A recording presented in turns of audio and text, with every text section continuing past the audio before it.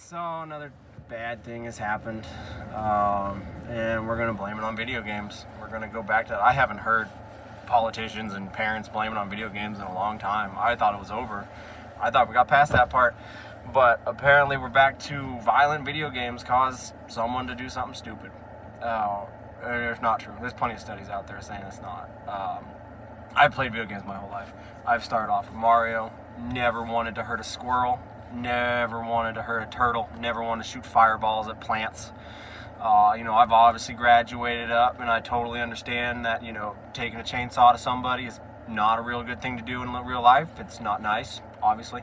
And then, you got these parents that they buy video games that are not rated for their kids' age.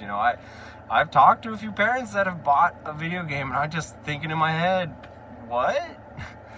You bought a video game for your kid that's just in first grade, and they're out here killing people, and then after they kill them, they're doing dance moves, they're dabbing, they're doing whatever else, and that's the whole point of the game. And it's not rated for a kid. An adult, most adults are going to understand, haha, I killed that character in the game.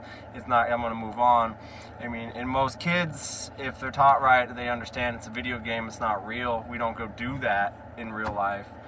But, I got some jacked up games.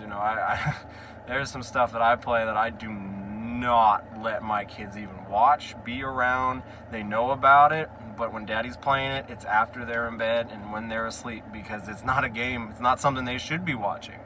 So games are messed up. I'm not gonna say they're not. There's some freaky games. There's some gory games. There's some there's that. But there's also puzzle games. There's also fun games. There's kids games that kids can actually learn different challenges and be able to read. There's educational games too on there.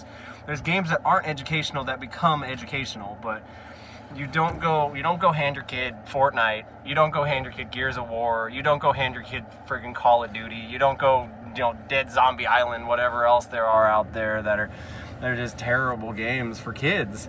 But they, kids are still going to grow up in this terrible world that we are in, and they're going to see it, they're going to learn it, they're going to hear it.